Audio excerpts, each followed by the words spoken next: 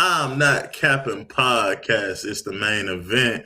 We got Jay, we got Meech, and Yo. we got yours What's up, truly, y'all? Big Sheem. What What's it up? do? What's poppin'?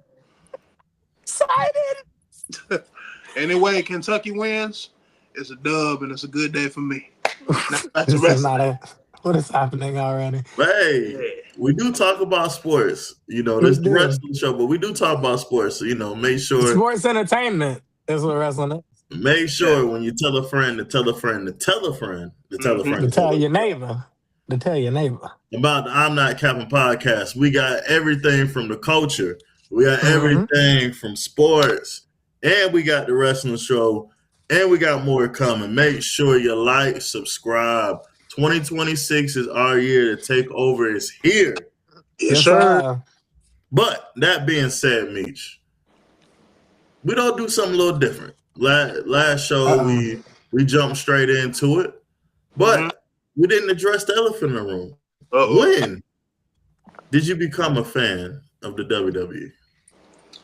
When I became a fan of WWE, I'm 28.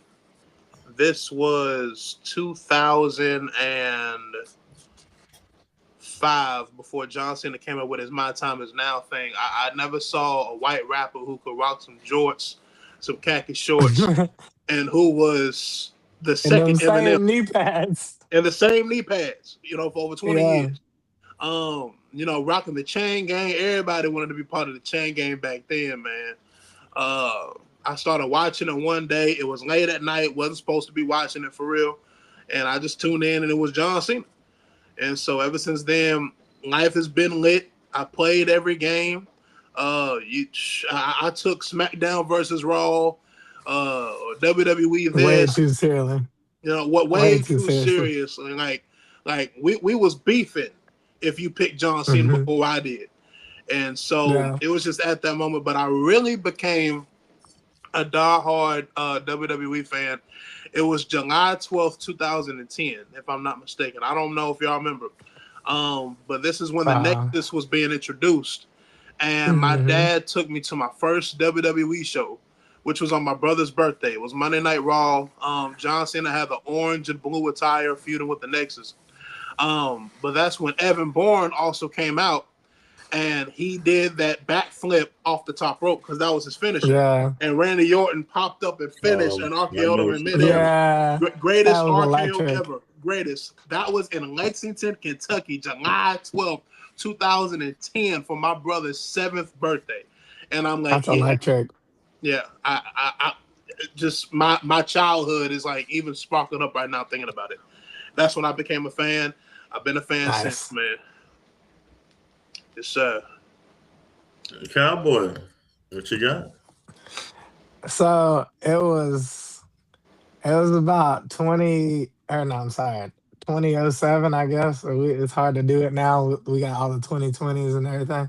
But 2007, 2008-ish, I was at my papa's house in Quitman, Georgia. And I just kind of walked in the living room, and he said, "Son, sit down." He's like, "You gonna like this?" And I was like, "What's up?" Like, I didn't know what's going on because he always watched Westerns. But he goes, "Sit down, you gonna like this. This is called Monday Night Raw."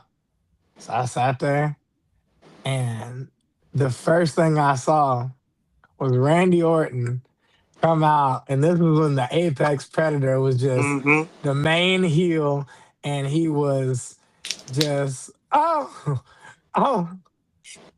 We got the OG, Chuck.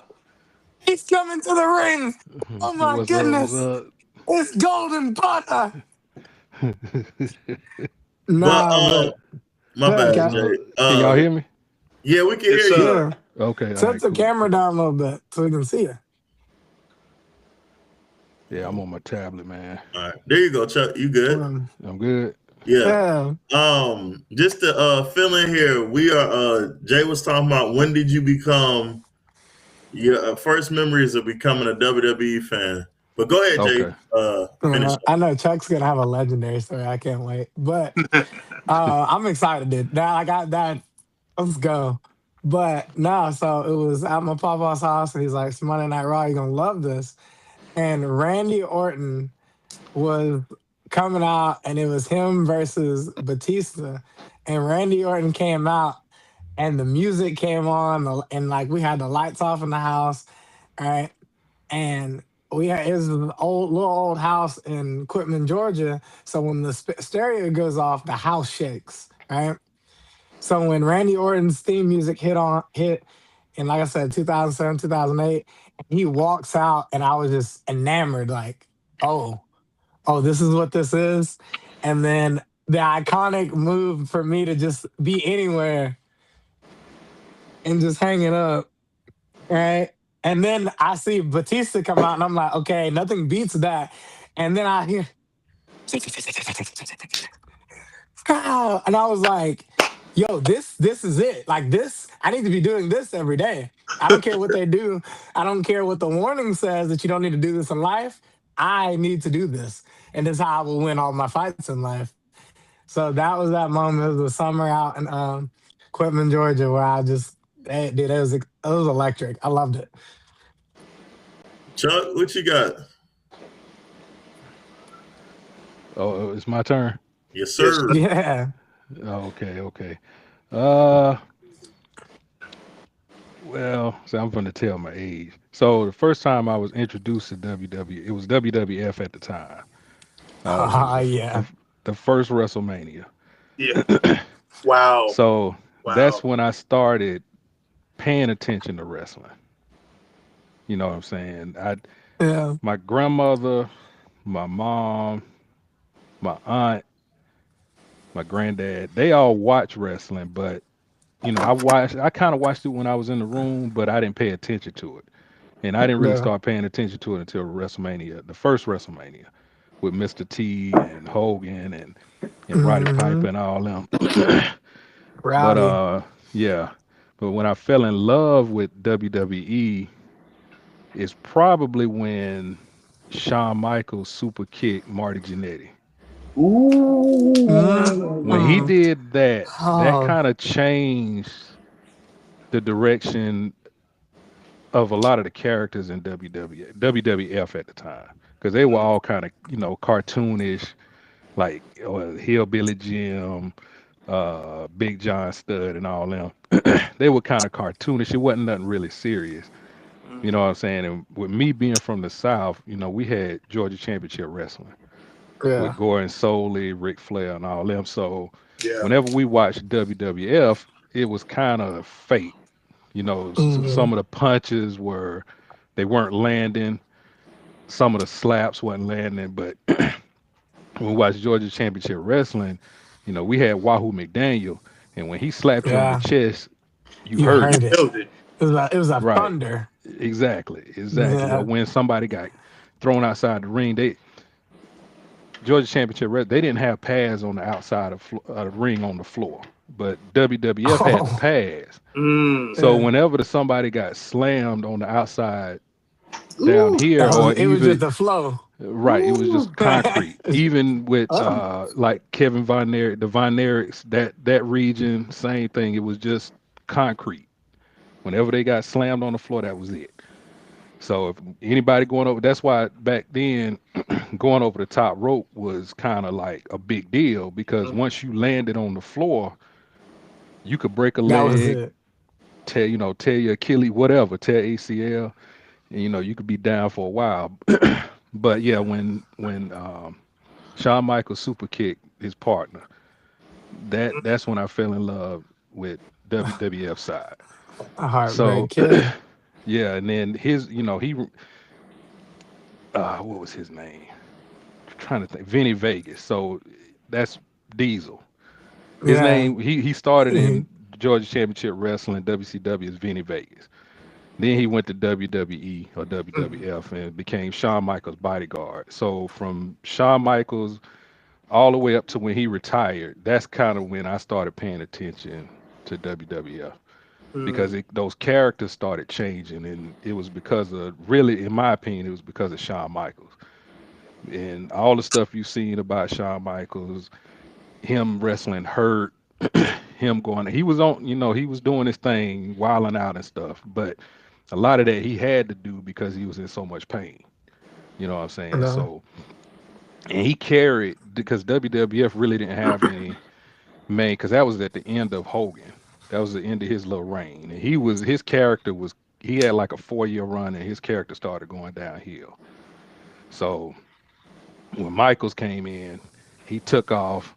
The Undertaker, he was still a little unknown. His name was Mean Mark when he was wrestling in WCW, and then he went to WWF. Same thing with Stone Cold.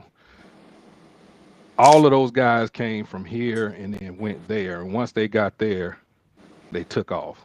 You know, because WWF is good for building up characters and stuff. So, you know, but yeah, when Shawn Michaels did that, that's when I fell in love with WWF, WWE. I guess for me, I don't have a year. I just was born into it. I ain't gonna lie.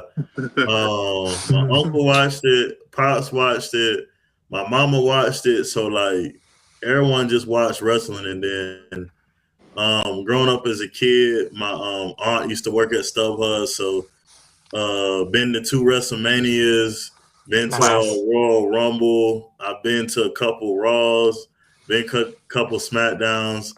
I've been to even in the Garden. We went to the little holiday thing, but I guess really, I don't know, growing up, of course, like, you know, John Cena, of course, and then you got I really think The Rock, like the whole persona, just I remember as a little kid, just listening to him talk and everything was really had got me. And of course, you know, John Cena and them coming through, but that's what was probably, but my whole life, it was always gonna be in all the action figures and the rings and like the that was belts. like Christmas. I'll go down there. I don't care about nothing else. I'm finna go sit there. Got my action figures. I'm ripping them out the box. I got the Hell in the Cell, and I'm cool. I'm cool. But Meech, let me ask you this: when do you think? Because this is probably gonna be real interesting. When was WWE's peak for you? When I started watching, so this was at the WWE. This was after the Attitude Era for WWE. So that was probably around like the WWF era. So some would argue that. I would say it at its peak for me.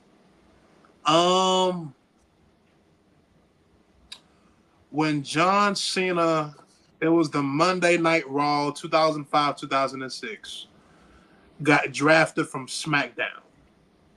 And he was WWE champion. Batista was world heavyweight champion.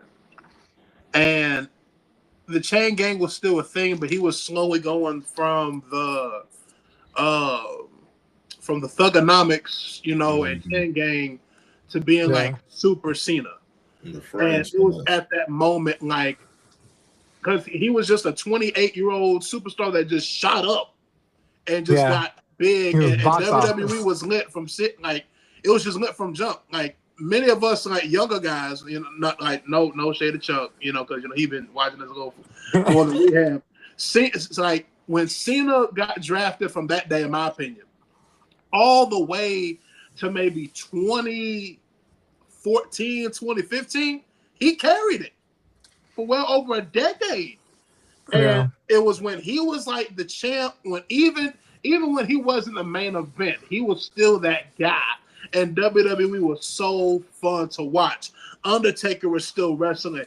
Even though Triple H was older, he was still wrestling. DX were tag teams. Like that was a mix of new generation talent fighting and having matches with old generation talent and still making 5-star matches. Like, you mean to tell me WrestleMania 25, Undertaker, Shawn Michaels. That was stole the my God, it was a beautiful show. match. And that was at its peak between 2005 to 2015. Because what was WrestleMania 25? Was that 16 years ago? So 2010, maybe 2009, something like that. Somewhere around there. Yeah, I have to look that up. It's something like that. But that was when you could bring anybody back you can bring in all new talent, have old talent, and it was still a great time. So that I would say around the time when Cena got drafted to Monday Night Raw, and feuded with Chris Jericho, and then I'm not feuded with Chris Jericho. He was on the show with Chris Jericho because Chris Jericho had that live thingamajig or the Jericho show, whatever. But he feuded with Christian and his bodyguard.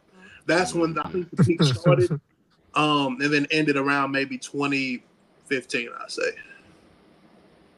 Jay? I think for me, I'm kind of gonna do what Meech did last show. It's a two-parter, but I'm only gonna go two. I'm not gonna go six, not seven, not eight like he did. Yeah. But for me, like as a kid growing up, the DX generation, that was D Generation X, that was a different time. I don't know how many times I got ISS or in school suspension or whatever for telling a kid 2 words, suck it, you know? Yeah. All that was like a peak moment of just energy, right? That was just an energy moment. But I do agree with Meech and kind of to piggyback on what he said, when the belts, to me, the peak was when the belts meant something. Yeah. When you holding the strap and you walking around and you're a fighting champion night in and night out. We didn't have to get a PLE. It wasn't no main event. It wasn't, you will fight at the beginning of the show when the belt was, that's when the strap meant something. You held that, you would put it down in the ring and say, who won it? That's when, to me, it was at its peak because think about it, like, Pat, I know you watch boxing and UFC. I don't know if Chuck, if you do, or Meech, but I know that's one thing me and Kat were talking about. When you have the champ to put the belt on the line and say whoever wants it, whoever thinks they're worthy, you come get it. You want this? You want to take it off of me? You come get it. That competition level, to me, was the peak of WWE. Now they trading belts like you change draws every day. Like I mean, like it's like what was it last Monday Night Raw last week or this past week when Finn Balor got to have a chance at the heavyweight championship. That to me that was like finally, you know, when you had CM Punk, like now the newer generation, CM Punk and John Cena, those guys from the older generation to like me, Meech, and Kat, but like, you know what I'm saying? The older wrestlers saying, you want some, come get some. Here's the belt. Come take it from me. When that started to go away and it's few and far between, that's when it just kind of became like, come on, guys, we can do better than this, you know? Yeah. Chuck, what you got? When it was at its peak, probably for me, when Ric Flair went to the WWF, and he was in his first Royal Rumble, and that's when all the superstars were, like, all the legends were in the ring at the same time.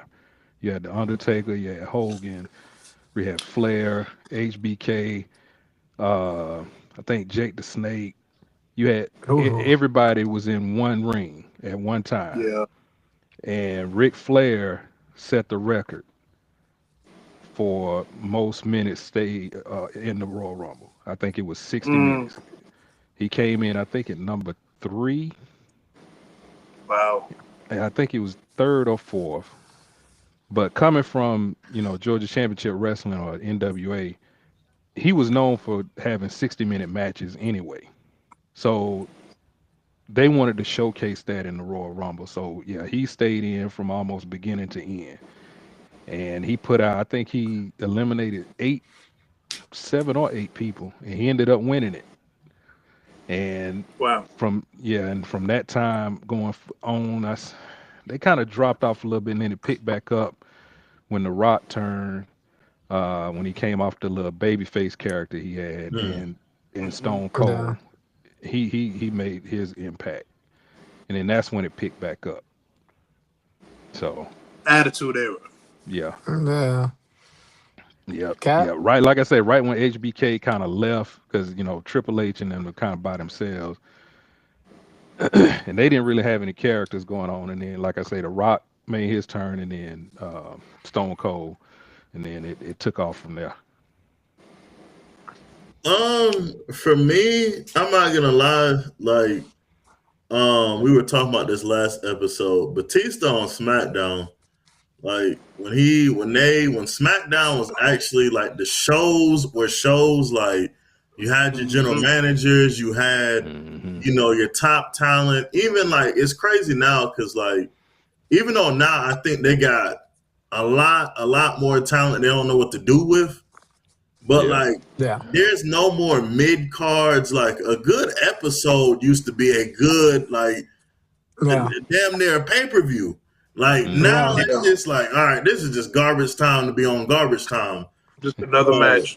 I'm not gonna lie, like, Becky Lynch. That time period, and then Teddy Long do his little dance, and he coming out like, I'm a big person on JBL personally. I even when JBL and Booker T, like the mid-tier players that were actually stars at the same time, but they were great at their roles. That's like to me where it was at its peak. Because like now it's just you're so top heavy, and then there's nothing in between, and then you got garbage. Like and it's too predictable. Garbage. I'm being honest, Chuck. Hey Chuck, and you know as well as we do, we mean garbage at the end. Oh yeah. If I see Maxine Dupree and Becky Lynch on my screen one more time, I'm going to WWE headquarters myself. I'd be damned I keep seeing this. We get it. One's got an ankle lock and the other one's got a choke slam. Oh shit. Yeah, it's pretty bad. It's pretty bad. It's terrible, man. They get me on that. But Meech, this one should be interesting. Top 3 disappointments.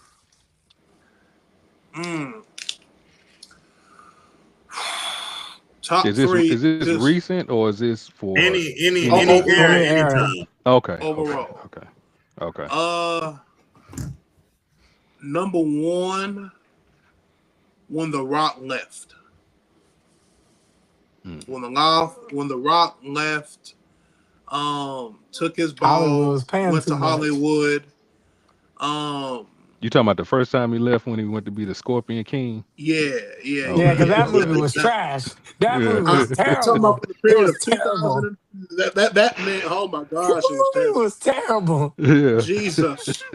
It was like 22 on Rotten Tomatoes. It was a terrible movie. No. Just straight to DVD, and you're not making no money. It went to Redbox before it was a thing.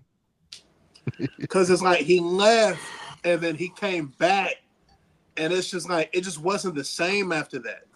And so somebody had to step up. And so when The Rock left, it was like, okay, you still had Hogan, but Hogan was at the end of his career. So it was like, who's going to carry the next mantle? And so The Rock leaving had to force all these new superstars like a Brock Lesnar, John Cena, Randy Orton, Batista to step up. And Brock was like that guy, but then he got too conceited. And so Batista eventually became what he became and Randy, but then it's like John, he kind of like did his thing between 2004, 2005. That like helped carry that mantle for the future of the business. But the first one was definitely, I would say, disappointment when The Rock left, because it's like, all right, we're going to have you leave. Stone Cold was also at his end too. So it's like, there was no kind of like successor to go ahead. Median or buffer, The second most disappointment, gosh, there's low-key a tie for this, but I'm gonna just say one. Edge's return. They didn't do nothing with Edge. Yeah. They just let him be Edge again. Like the rated R superstar. Like, you mean to tell me you didn't do nothing with him when he came back? He was Edge without Lita. You let this man after neck surgery, after being out for almost a decade, he finally is cleared. And you brought him back to go at it with Roman and Daniel Bryan at the end of his career and win the Royal Rumble and not go over. Right. I was there for that. And need to remind nice. in Tampa. And need to remind you that match, the ending was trash. Trash. You let the Rated R superstar who could cut a great promo, could bury anybody on the mic, great in the ring. Mm-hmm. You want to talk about a true rock star of a wrestler, and you bring him back after all these years and don't do nothing with his character except cut his hair, turn emo and gothic, and then turn him back back as a babyface 2 months later. What? That's what I said. Edge without Lita. Nope. Throw it away. That's number 2. Throw it away. Lastly and finally, Triple H and John Cena's retirement tour. Pissed me all the way off, bro. 36 or 37 appearances. For the never seen. It was 36 for John Cena. 36 appearances in his last run. When John won at 202. Let him do what he needs to do with the time that he has his last year. Because we're never going to see him in the ring again. Yeah, because John's never going to come back. Nah. And you mean to tell me 36 appearances. His first few back wasn't even in the ring. He was just cutting good promos. Now, don't get me real. I thought the heel turn was great. Yeah, that was a but masterpiece. You don't do it was a masterpiece heel turn. But what ruined it is when you don't do anything with it. Yeah, you bring him back babyface at the end. Now, one thing I did hear, I don't know how true it is, but he had or has a major back problem. He has like nerve damage. Yeah, I did hear back. that too. Because he started to walk with 100. Right. And from what I read, they were supposed to have some storyline going all the way up to WrestleMania, but because of his back, they cut it short. Yeah, I heard that too. That's why whenever he had lost the championship, whenever he had lost his most recent one, the IC title to Dom, that's why, because he couldn't. Yeah, he couldn't. That was it. He couldn't continue to go. He wasn't gonna make it to April. Right. And he knew it, and Triple H knew it. So right. And if you paid attention to how he was walking too, because he was walking in the ring, he was kind of walking hunched over, and he was kind of walking with a. If you paid attention to it, he was walking like his back was hurting. They said he was taking the painkillers, and they shot him up in his back or whatever to deaden the pain so he could do the matches. But yeah, they said his back was it's messed up bad. Even when he hit the Sister Abigail against AJ, you could tell when he got up, it wasn't John Cena popping up and the crowd going crazy. He got up like, this may be my last great match. Like it's not gonna be. He even said that. And so, on Cody Rhodes' podcast, he did say that. It was like I knew that was kind of gonna be it. Right. I just don't like how much they made him lose, just losing the way that he did. Like I was wanting to see Super taking Cena out your hero as a heel. I mean, but still, like Cody didn't need the championship again.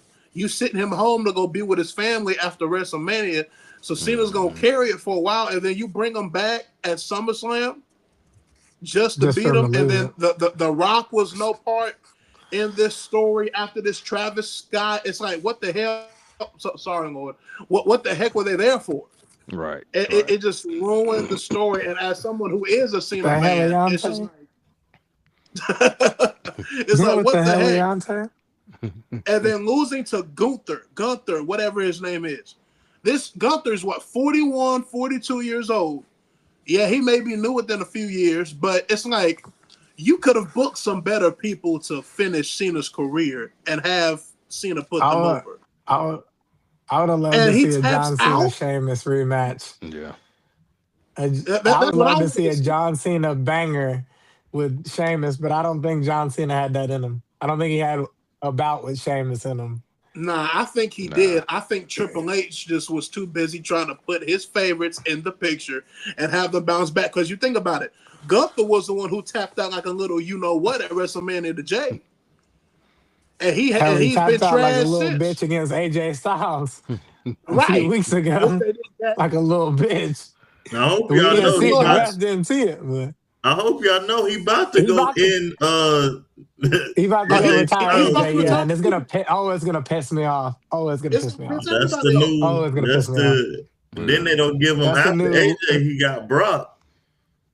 They don't. Yeah, he's gonna be the new hero killer. He's gonna be the hero killer. But he's already at the. I'm sorry, but that's my three most disappointing. Nah, I'm with you, Meech. To me, homeboy corny, but I don't like Gunther. He's corny to me. And he can't wrestle. Well, my first one, Lord have mercy. This man done had 3 characters and all 3 of them ended up be trash. You boys know it, and you say it with me. L.A. Knight. Yeah. That is the most disappointing career I've ever seen in my entire life. L.A. Knight can rock a promo like few others. Can we agree on that? Yeah. LA Knight can, because it reminds you of Hulkster. It reminds you of Hulk Hogan, how he brings you in. I'm going to go out there and I'm going to kick his ass. And you know what? After that 1, 2, 3, everyone's going to be saying, with everybody saying, L.A. Knight, yeah. And then he goes out there and get his ass beat religiously. I've never seen in my short time since 2007 a superstar go out there and get his ass kicked as much as LA Knight do. As much as he can sell a promo, as much as he can make magic on a mic and make you, and he's great in the ring, and then go out there and get your ass kicked. Yeah, you drop 2 or 3 BFTs and then still get your ass beat. I've met that one, number 1 for me. Lord have mercy. LA Knight, you might want to pack it up, dog. Number 2 is my fellow countryman, Haitian and Jamaican over here. My fellow countryman, Kofi Kingston. Nigga, when did you, I'm sorry, I didn't mean to say that, but when did you decide to not be Jamaican no more? When did that happen? We loved you. We loved every part. For the culture. We loved, yes, for the culture, the Jamaican culture. We loved Kofi. He was our champion. Yes. And now you just speak proper English and shit. And you just, no accent, no more. No more. None whatsoever. Yeah. And the Usos, when they did that little rap battle, Jimmy said it. He said, Kofi Kingston, you used to be Jamaican. What happened? That one pissed me off so bad. He doesn't even do his old moves of Jamaican. He's not even Jamaican no more. That motherfucker is. He don't even do the he's American. Boom. And then he don't even do that no more. Bro, that was everything to the island. That was all we held on to. And he's an American now. He's westernized or whatever. He's not. I hate Kofi Kingston now, and that was my favorite superstar. I hate Kofi Kingston so much. My third one, and this is not really my third one isn't. It's a newer superstar, and maybe it'll change. So hopefully it'll change. But Penta, it's not. It's disappointing to me so far because why? The kid's a superstar. I mean, a superstar. Penta is box office. Mierda. You got George Kittle doing it for a first down in the NFL game. He is box office, and yet he's just on the shelf as a pretty shiny trophy. That's all he is. Every now and then he comes out there and he's electric in the ring. He ain't got nothing on the mic because half of that is in Spanish and he don't know how to translate. And I got on to everyone last week. If you can't speak correct English, then don't get on the promo. But Penta doesn't need a promo. He's just electric. Get him in the ring and he's electric. If you got to put him in a tag team with Dragon Lee or anything like that, but to me, it's just disappointing because of how good he is. And it doesn't matter to the WWE. Paul doesn't care anything about what Penta could be. And those are Now, my three right there. let me ask you a question. Do any of y'all watch AEW? Yeah. Yeah. Okay, Yeah. so Penta, that's where Penta came from. Yeah. And when he started, he was a tag team. I forgot the other guy's name. Because he's in the WWE now, but he's on Smack. Well, I know they put him on Yeah, he's SmackDown. tagged with his brother. He's a tag team with Yeah. his brother. Because his So brother's on SmackDown. right. So yeah, he was a tag team for a while, but he didn't really become a singles wrestler until his brother got hurt. Like he Hmm. dislocated his elbow or something in a match on TV, Yeah. and he was out for like a year, and that's when he started doing singles matches. But Yeah. I agree with you. Penta, he's a superstar. I haven't seen him recently. I don't know because I know when he was doing He the was hurt. ADW, he had a stamina problem with Yeah. finishing matches. He couldn't go 10 Hmm. minutes. He 5 minutes in, he'll have to take a break, and you could tell that Yeah.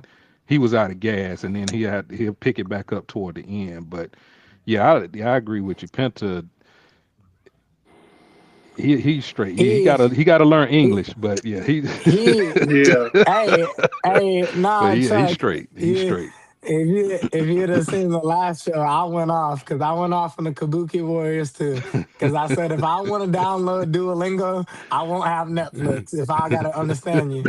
But Penta after his first injury to his left shoulder, Yeah. and they say he did a lot of cardio, and I read they did a lot of cardio, and he started to pick it up, and Okay. then he came back, and when he was a single in WWE, I mean, like from his debut, he was electric, and then he got Hmm. hurt in a match because he was going 12 to 15 minutes, and he Right. went off the top rope and he went for the frog splash, but he did a backflip instead of the front flip. He went for a backflip frog splash, and he landed like body on body, but his shoulder hit the ground, and he Ouch. Yeah. dislocated his Ooh. shoulder. And until Rey Mysterio brought him back for Logan Paul, he wasn't. And like his last match, he was the same. He got back to being Penta, but like you said, the kid's electric. I mean, Oh it yeah. just lights up a room. And Hmm. he to me, if you are going to, you can't remake Rey Mysterio. You can't do it. Rey Mm-mm. No. Mysterio's from the walk to the ring and the touch on the head. It was a magical moment. But if you are going to take some of that Rey Mysterio and put it in someone, it's Yeah. Penta, and he's ready. He's ready for that kind of role. Yeah. But they just got to do something with it. Chuck, who you got? Well, I say my first one would probably be, and I hate to say it, the Jimmy and Jay match in WrestleMania. I know what you're talking about. That track. Oh Yeah, I man, heard that. that Trash, was a bro. build up Yeah, I for know what, like exactly. four or five Lord, months, and it before the match happened, I'm garbage. like, why are they even wrestling each other? It didn't even seem like it was a natural beef between Mm-mm. them. It was like you could tell they were acting. Sometimes they'd be smiling at each other and laughing when they shooting promos, and I'm like, man, does anybody believe this? And then Never when they seen the came video. out, Jimmy got hurt like in the first 3 minutes. He hurt I think he dislocated his fingers or broke his fingers or something. And then His the thumb, whole yeah. match was sloppy, and that was a waste of time, man. I mean, I was just sitting I'm here. glad. I'm glad I learned a new word this week. Basura in Spanish it means trash can. And I'm glad I learned that word for what you just said. Basura, trash can. Throw it Oh away. yeah, We didn't need it. yeah, Basura. yeah. That's my Mm. first one. Um, Probably my second one would be And I know why they did it, but when they broke up Evolution, that kind of let me down because they were they had to. Yeah, they had to. I know Rick was getting They had old, to. and they had to push Bautista and Randy. They had to push them because they were ready. But yeah, it's just that kind of that stung a little bit because they were wrecking shop. They had everything on lock. Everything on lock. They were what the Vision wants to be. Like they Right. were that faction that was like, oh, there's hell to pay if you do something they don't like. Exactly. There's hell to pay. Yeah. Exactly. And the third one, it's a disappointment because they cut it short because it was actually good TV when CM Punk did his pipe bomb. And yeah, I wanted to because he had more to say, and he called Rock by his first name, and I was like, when he did that, I'm like, oh dang, this is real. It wasn't scripted, and I'm like, this is real. Triple H just standing there looking at him, and then he called him out, and then he said something about Vince, and then they cut the mic off. And I'm like, don't let it keep going because they had more time for the show. I think they had like 5 or 6 more minutes for the show, and they just cut the show. They cut his mic, and then it went black. They had 8. Yeah, I was watching a podcast. They had 8 because CM Punk said they didn't even let me say the worst things I was going to say because there's audio of it. There's audio of it on YouTube from the arena. Okay. Hey Chuck, it got so much worse. He started talking about people mama. He started talking about everything. He was airing out the dirty laundry. Yeah. He told everybody what Vince was doing behind closed doors. Yeah. And see, I would have if they would have let that run, that would have went down in history as the best scene in wrestling. Any wrestling that one would have been on it would have been the Netflix. top. Yeah, it would have been the top one. And they cut it off. And like I say, I know why they did it, but they should have kept it going. Just like when WCW should have let Triple H and them come in the arena when they rolled up in the tank. If they would have done that, that would have changed wrestling forever. Same thing with the CM Punk pipe bomb. That would have changed everything. I knew when CM Punk crossed his legs and sat in the ring, he was finna tell a story. Oh, he was finna tell a real good story. Yeah, because at first when he came out, I was like, okay, all right, that's cool. But yeah, when he sat down and then he said, "Hey, Dwayne," and I'm like, oh snap, yeah, this real. The script be damned at this point. Yeah. You know, it's funny that I think about that you said that, Chuck. You know that in that gorilla room, that everyone thought, CM Punk about to shoot a CM Punk promo. Mm-hmm. Oh, he did. He did. Oh, he did. He said what he was thinking. Yep. His is never scripted. And this is why you should write a script for him. Because he should follow it. Or else. Exactly.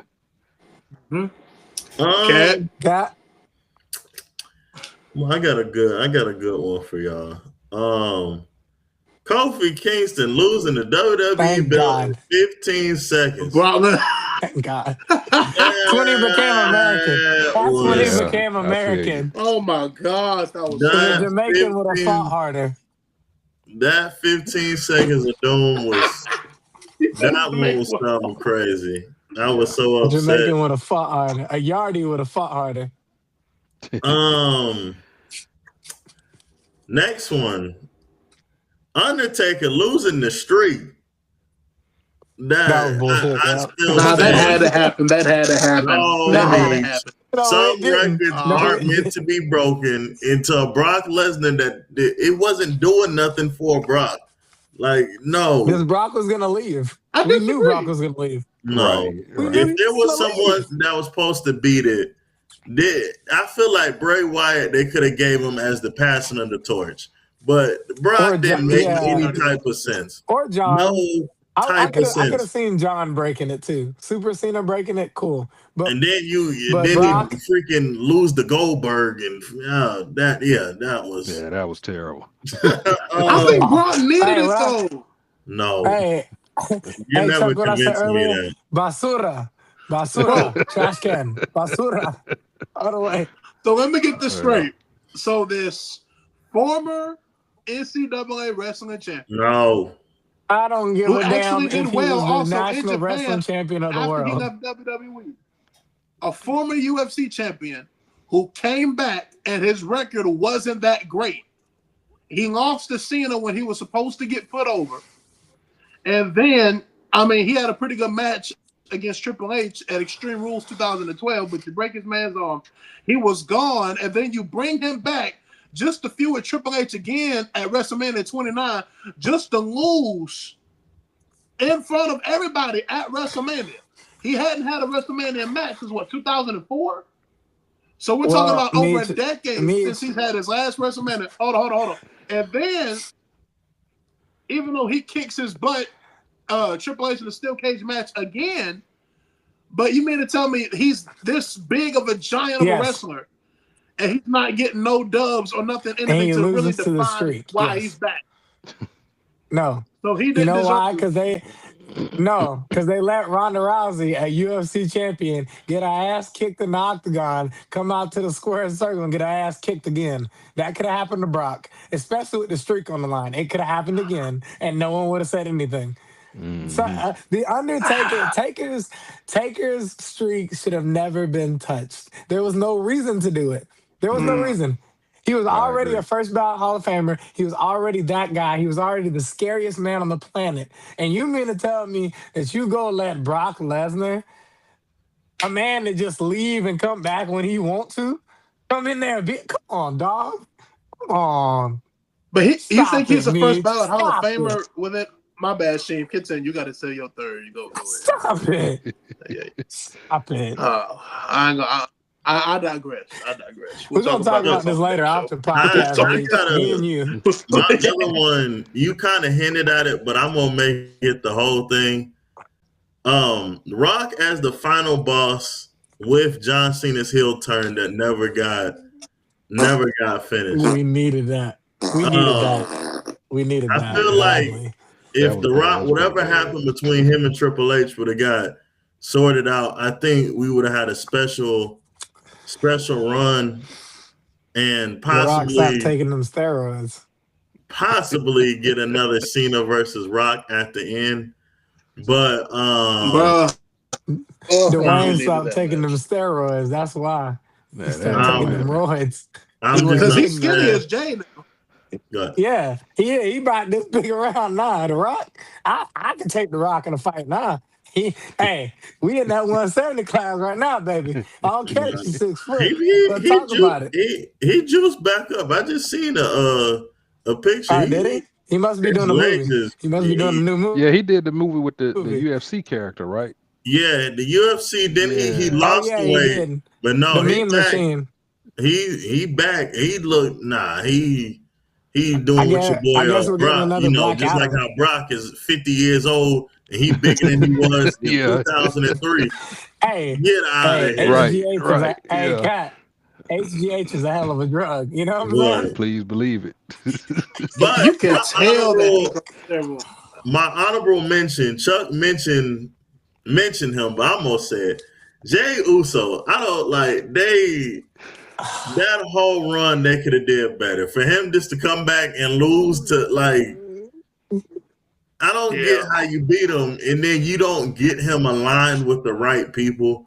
Yeah, I will stand on this. He should have fought like an AJ Styles, Finn Balor, put him against top tier talent.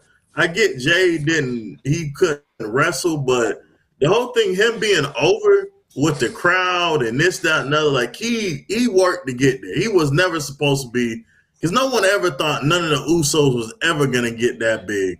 Right. And he did the work, like you said, Kat. He did the work. They wanted him to be able to come from up in the stadium and have the cardio, and he did the work. He was running like I was watching the Unreal, but he was running 2-3 miles a day to make sure he had the wind to go do all that. And like you said, for nothing. All that hard work, and that means nothing. Right. Now, ultimately for you to be LA Knight. hold on, Jay. We don't get into the topic of the night. Chuck, I'm gonna start it off with you. We don't rotate a bit. Okay. What is up with Triple H and WWE and the Black Superstars? Do you think they are afraid to have one of us as a face of the company now?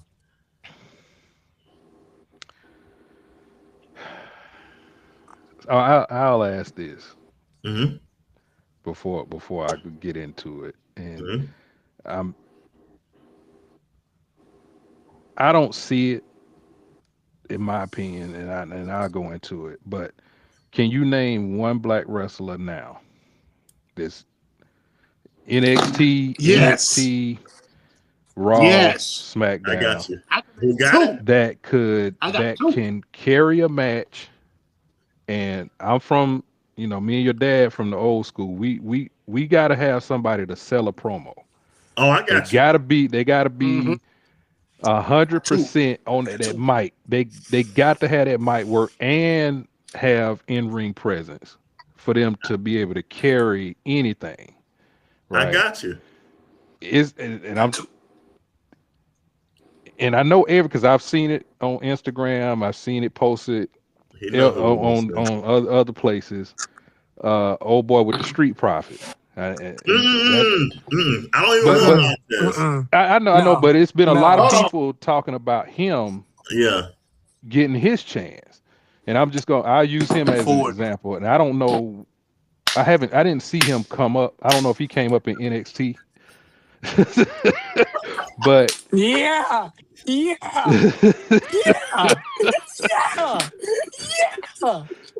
But that's how you do it. But for him, he needs some work on the mic, and I don't know if he's able to carry a match past 8 minutes by himself. Because if you look at his moves in the ring, and if you have to see that every week, twice a week, it's gonna be boring.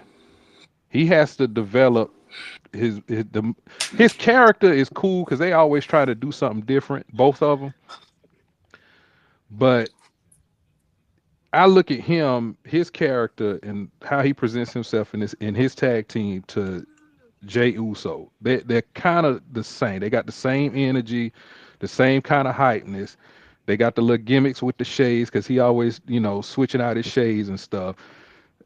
They got high energy. They got the look. They, their voice is amplified whenever they talk on the microphone. They're acrobatic in the ring. But like I said, past 6, 7, 8 minutes, I don't know if he can do it. You know what I'm saying? I don't think he can carry a match that long. 6, 7. Yeah. 6, 7. Going back to the question, can you name? Yes. And Meech said he can name 2. I'm gonna give you the one. I know give me one. Everyone's gonna have the same one. Okay. And I'm gonna tell you, someone had the best comparison. If The Rock and Booker T had a baby, it is Trick Williams. He is him. Okay. So he's getting his push now. He's getting his push. So I like Trick. I've been watching him since he was 2 years in NXT, and then they gave him the TNA belt. He did 2 years in NXT. Yeah, and he's been the guy. He started off kind of rough, but yeah, I think he got it, Chuck. He does. He's the ready. He's the frame. He can talk. He can play bad guy. My moment here. I don't know if you remember this when he was his last little things with NXT, and he was going back and forth with the dude Undertaker, and he ripped Undertaker on a promo, and I was like, he ain't scared. But see, and then he stepped to him. He dropped the mic and stepped to him. Meech, other person. I don't know if you on Oboe yet. African. That was my favorite. So those. But the question was, why isn't WWE giving, or if they're scared to give people, black wrestlers a push? Those two are getting pushes. Because we knew. But those two is going to be in the Royal Rumble. Right. So those two going to be in the Royal Rumble. those two we have to wait. We got to wait on those two. So those are that's why I didn't even bring them up because they off to they getting their push now. Both of them. I just don't want no clown show because Chuck. I'm just saying I don't need another. One. Hold on, Jay. I don't need another R-Truth. You know, I don't need no. Come on now. We got him cutting his hair off in the middle of the show. He going back to Ron, and then just kidding. We did that for 2 weeks, and then he back. I need a good push. Chuck, I got another one. Go ahead, Joe. I got another one. He just got hurt though. He did get hurt the last Raw, and I think that's gonna hurt him a lot in his career. But Javon Evans, that boy bouncy. Yeah. And he can cut a promo. Yeah. He's electric in the ring. He's got the stamina. Right. He's got the time. But he got hurt. Now we'll give him that. He did get hurt. They said he fractured his wrist on the outside. So he's gonna be out for a couple of weeks. And he just signed the Raw. But Javon Evans. Yeah. I think that's one they really like. I think that's one of the guys they really like. We missing Carmelo. Yeah, Carmelo. He's coming along. He's coming along.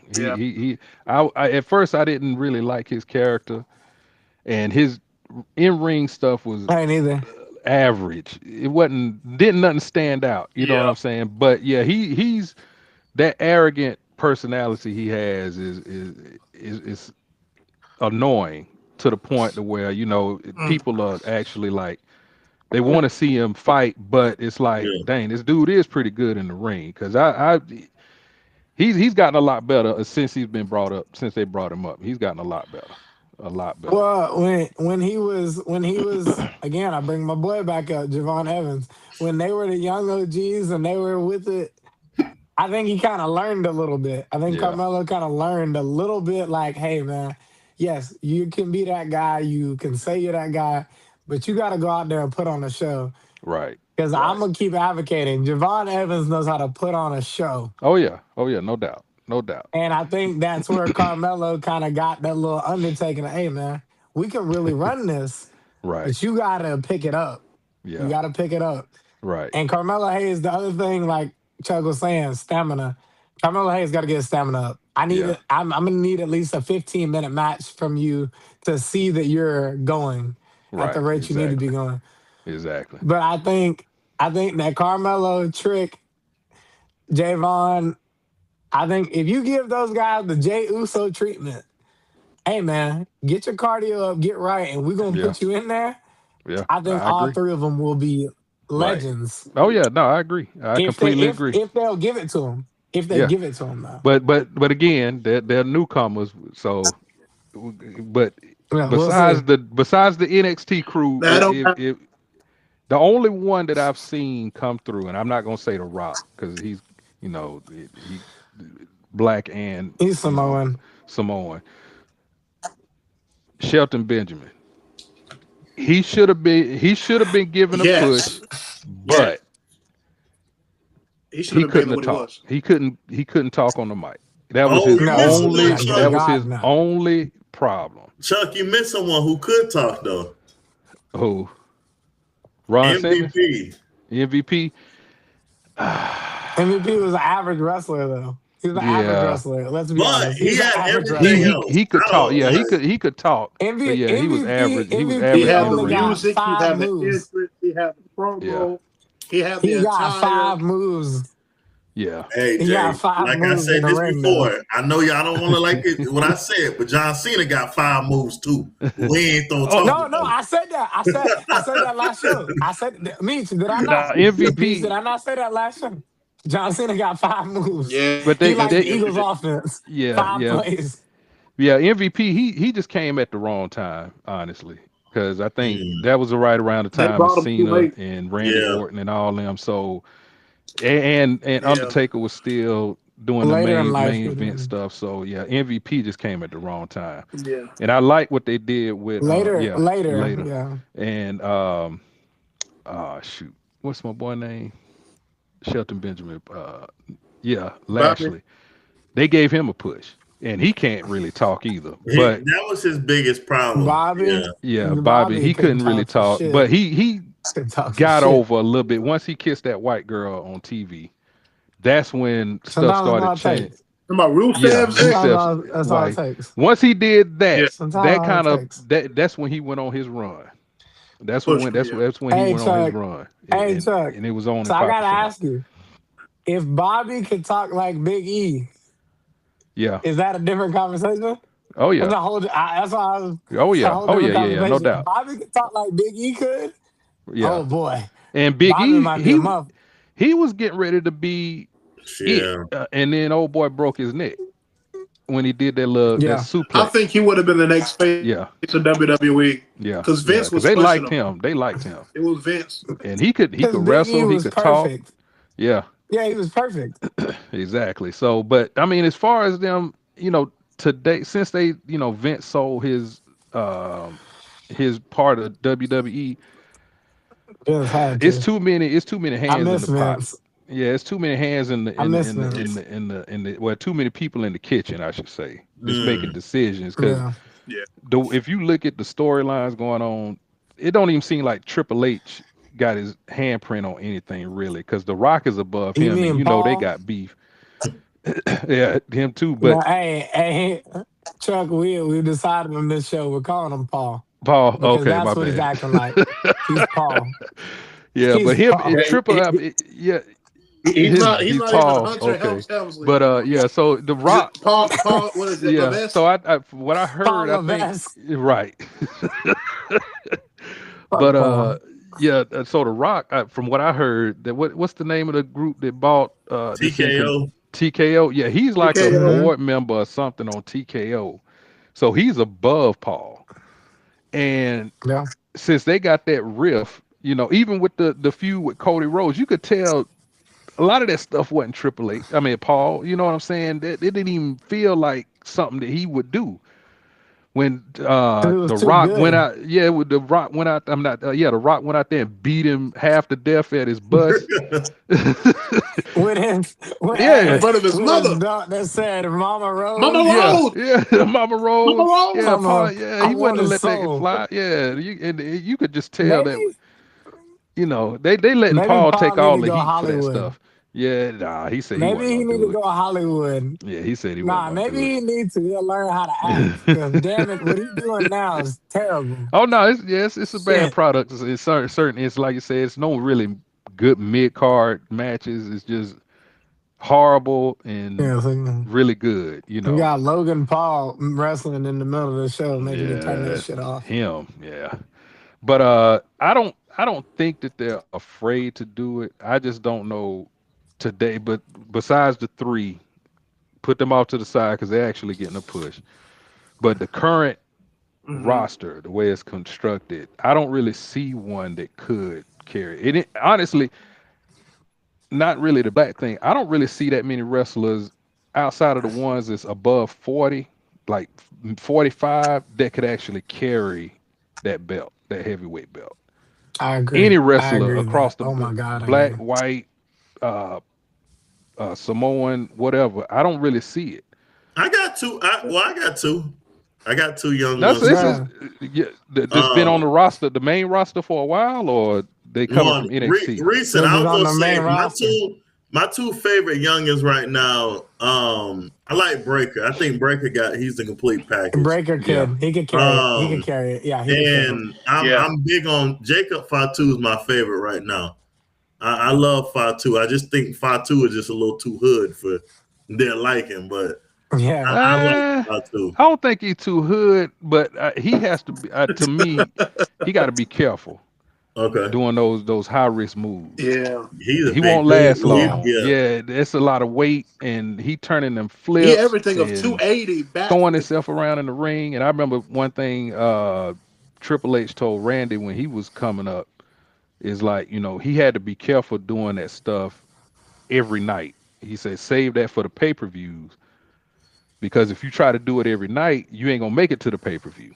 You know what I'm saying?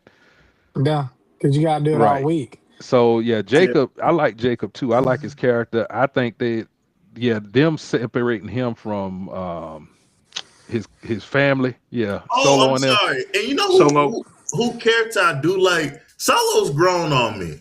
I ain't gonna lie. Like I like he Solo. gives me I little like rock Solo vibes. He's Finally. grown on me. Yeah, finally though. It took Yeah, a while. he's grown on me. I ain't so That man lie. look like the weekend. Yeah. It I took a would while, like to but see what he can do. I don't really care for his little clique. I don't. yeah, yeah. No, just Solo by Yeah. himself. I think But that. You know another go ahead. superstar. Oh, go ahead, Chuck. No, I was gonna say that, Another but going to superstar when the he said, "Oh, yeah, I'm sorry. Go going back to the question. Going back to the question. 80s, 90s, 2000, early 2000s, I would say yeah. They did have a problem, but beyond 2000s, when they let Kofi get it, and they let Lashley get it, they came out of that, that mindset. So, but yeah, 80s, 90s, But did they really 2000s, earn it though? Did they really earn it, or did they let them become champ because what was happening in the Now world at Lashley that time? earned it. Kofi earned Because it. let's not forget, Lashley, Kofi and Lashley definitely earned theirs. I believe they earned it, but I believe there was a guilt trip though at the same time. Because the same year that Kofi won it, I think was the same year that Naomi won it. And both was at WrestleMania. I'm pretty sure like another unarmed like black person had got shot and killed recently. Yeah, I feel you. At that time. And so it was like, okay, let's guilt trip the WWE for all the black fans, and let's finally give them a champ. So and I will Kofi say won this it, about my and then I want to say maybe even Bianca former countryman. No. Meech, I'll say this about my former countryman, Kofi Kingston. I say former because that motherfucker ain't Jamaican no more. Former. But there was a big like uproar with Jamaica, and the Jamaican presidency had finally gotten power, and it kind of just squashed the terrorists, and you know what I'm saying? Like they kind of squashed the faction that was trying to overtake the country. So Kofi winning, not only did Kofi earn it, but it was more so of like the fans of Kofi, like Jamaican, like we earned it. Like we as a people, we finally did it. Now Naomi winning at the same time, I can't speak on that one. But for Kofi, it was like the country needed it because he won. We have to win too, and we won together. So I understand that one. And Naomi winning it, I'm not gonna lie, I like Naomi as a wrestler. Hands down, I like Naomi as a wrestler. That's fine with me. Yeah. I also like Bianca Belair. I think the divas are carrying. They need to bring her back. That's what they the need black to do. culture winning. The EST, yeah. But yeah, so I think the females are carrying that. Yeah, with Kofi. I'm sorry, it wasn't Bianca. It was Sasha. Sasha won it also. That's right. At WrestleMania, it wasn't with Bianca. Kofi. Kofi, if you go back and look at all those Money in the Banks, the fans loved him and what he did. Yeah, it was time. It was time to give him a push. Time. Yeah, it was past time.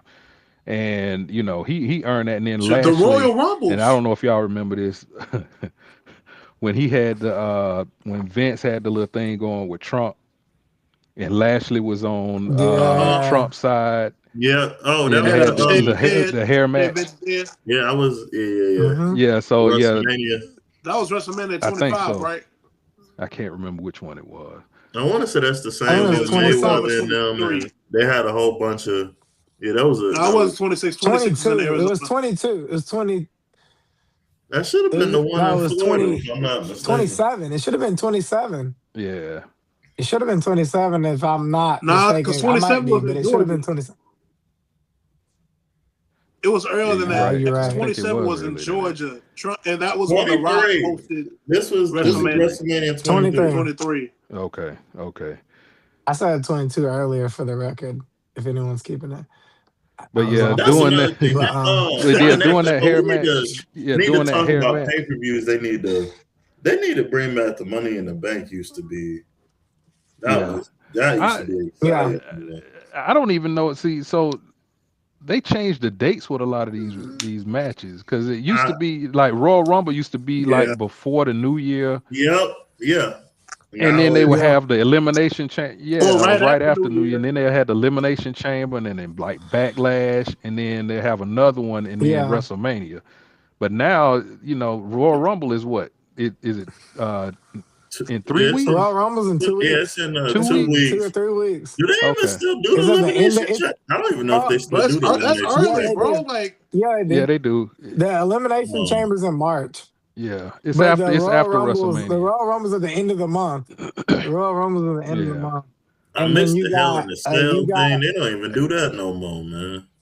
Cat, they need to bring them you got back on Sundays, WrestleMania in April.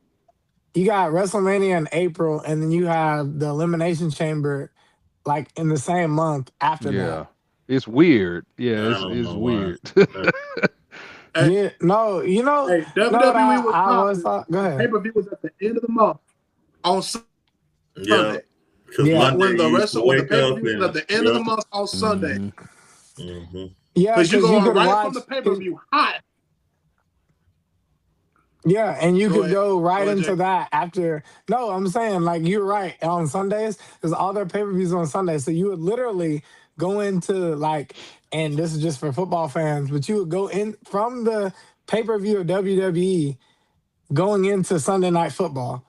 Yeah. And that's when they were making the most money. Yep. Because everyone was, I can't, I'm not going to watch these midday games, but I can watch the WWE and the Sunday night game. But also that's when the Sunday night games were worth the shit too. So that's a different show. Yeah, that's a different show. Let me ask y'all this before halftime you going right back to WWE.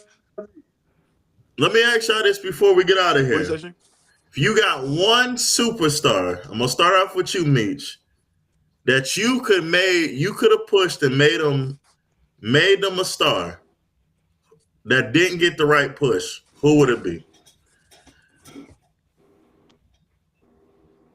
Gosh.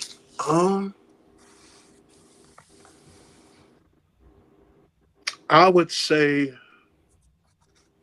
before he got big now, give me Drew McIntyre. I don't count. He's a superstar now, Meech. Yeah. I mean, he's a champion now. But okay, never mind. Okay. Let me take it back then. Give me MVP, Montel Vontavious Porter. I think even though back then he was good enough to have the WWE Championship or World Heavyweight Championship on his waist at some point of time. I don't know if they would have ever let him hold it that long, but I believe he was good enough to be champ, and he didn't get it. I would honestly say LA Knight too. He's probably never gonna get it, but I think that's fuck LA another Knight. superstar. I'm not even gonna apologize for saying fuck. Fuck LA Knight. I hate LA Knight. That's my favorite wrestler, one of them, but I hate LA Knight so much. I really don't know who else really would have deserved it. But those are my two. Give me MVP. Give me LA Knight. Well, since he gave two, I'm gonna give two. And maybe it's just my Florida Gator fan bias. Titus O'Neil. Titus O'Neil could rock a mic. He was good. Millions of dollars. In the ring. He was millions of dollars, baby. He was great in the ring. So corny. He needed like hey, 3 or 4 that's your more 1911 moves. cousin right there, buddy. But hey, Titus O'Neil was a dog. A certified dog. You could have gave him a few more moves. He was already like that kind of athlete. He could have been fine. This is a newer one, I guess, because I said I would do two. My newer one, before the Rhea Ripley, the Io Sky by herself should have been pushed a lot harder than it was. Because she was on mid-cards in the beginning, but Io Sky was like the Empress of the Sky. You saw it. It was electric. It could rock a ring for 20 to 25 minutes. She can't talk because that Japanese be killing. They be fucking up every time. They really do. But everything else, you could have pushed her and you could have let her have the women's championship a lot longer than she had it. Because she's still dominant. she's still dominant in the ring. Like it's not like, oh well, like we don't see it. You know what I'm saying? Like as a WWE fan, it's not like we can't see her ring dominance and her ring presence. It's just, well, she doesn't speak well. She doesn't speak English well. So she can't be, because Stephanie Vaquera can't speak worth shit. But we let that shit happen every week because everybody likes seeing the kiss of death. I mean, we being real. We like seeing her put her ass in the ass and she get to do it. That's crazy to me. It's crazy. But hey, that's just me. Those are my you know. Meech is in the gulag. He's in the hell in the cell. Chuck, who you got? Well, I got to go with Shelton Benjamin. I like that. Yeah, I think they could have done more if they would have put him with like a manager or gave him like a female to bring him to the ring every week, or have a female that could talk. If they would have put him with Paul put him Heyman. with Paul, or like how they did with HBK, put him with Sherry. They could have done something like that. Yeah. I think they could have done a little more with him and a guy that's not there anymore that they should have given a chance.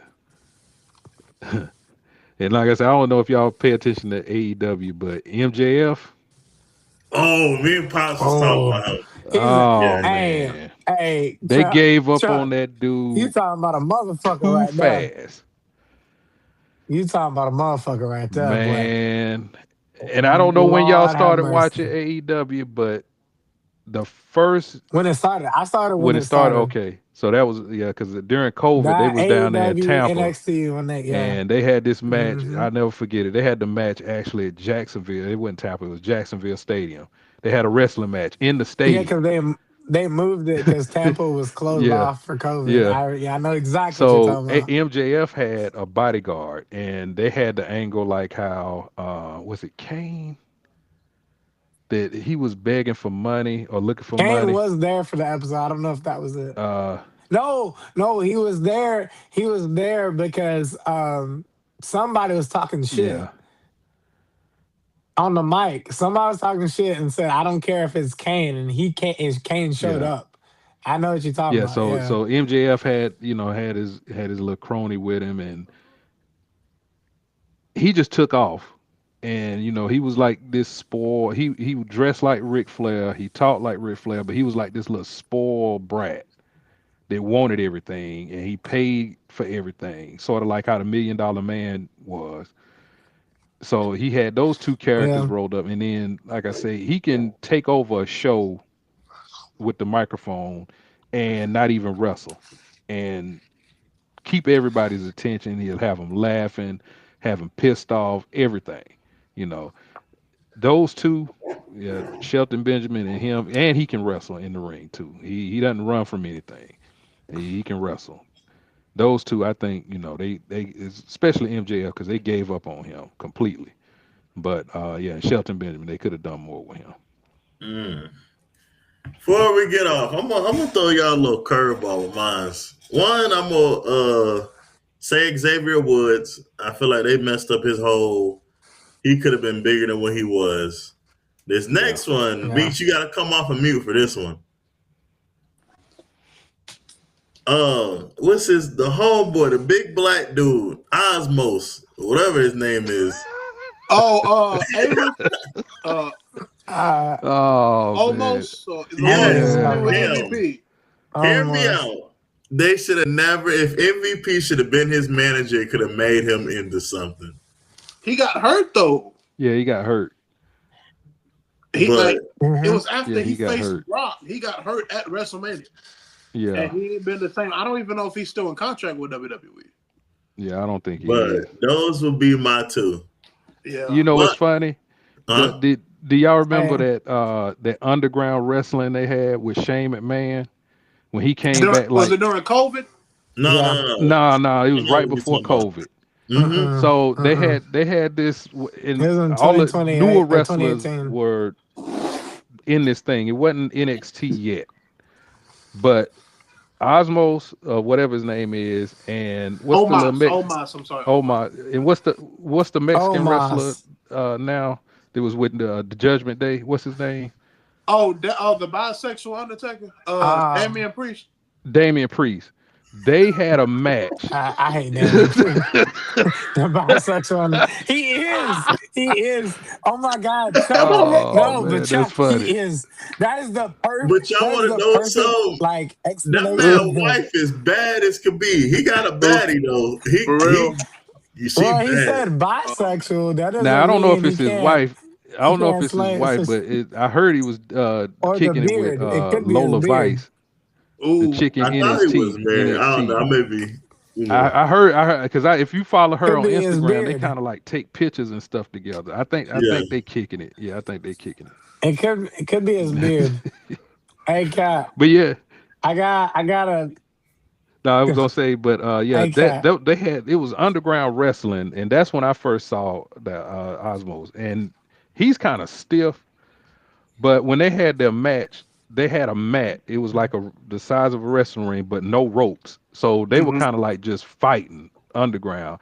But it was Shane McMahon's baby, and they only did it for like a couple of weeks. They only did it for like 3 or 4 episodes, and like what's the guy's name? Ciampa. It was 20. Yeah, it was in 2018. Yeah. They did it for a month. Yeah, and then it got because I think a couple of those guys kept getting hurt. Talking about the match. The so-called Triple H looked like.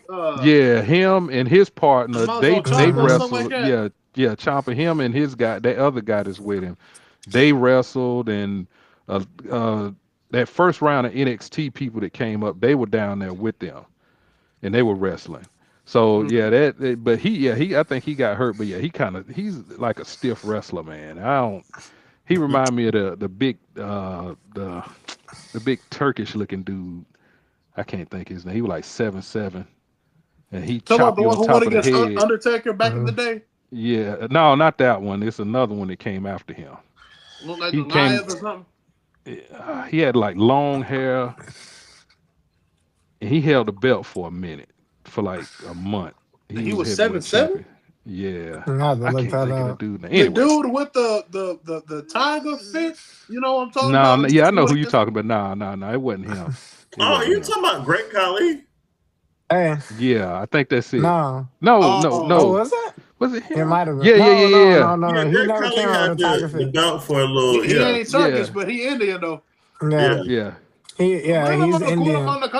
Hey, Cat. Hey, Cat. Yeah. Hey, Cat. I know we finna get out of here. We can't end the WWE show without my little Mad Dog moment. And I only have one thing. I don't have 4 things like I did last week. I only have one thing. WWE, hear my plea. I get it. You can't have them on every show. Even though the fans on Netflix and Raw are yelling OTC. But damn it, Roman Reigns is a terrible actor. Thank you. He is one of the worst actors.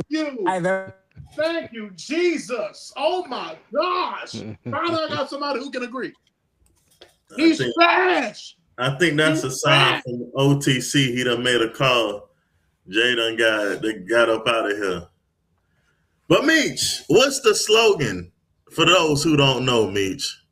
Listen, y'all, this is what we don't do. We don't cap. So lying is a skill, capping is not, and Roman Reigns is trash. Peace. 30 for 30, the third I got 30, so now we just wait till the buzzer hit. You can see what I'm saying and buffer it. If my G start to lean, ain't no touching this. Cause Columbus with all that you want, cause that's how they taught me to discover. Man, I've been with these nothing new. Whenever I'm clubbing, they coming too. I got dots in all yellow synthesis. You got something to say, I got something too. I don't like to get wrapped anymore.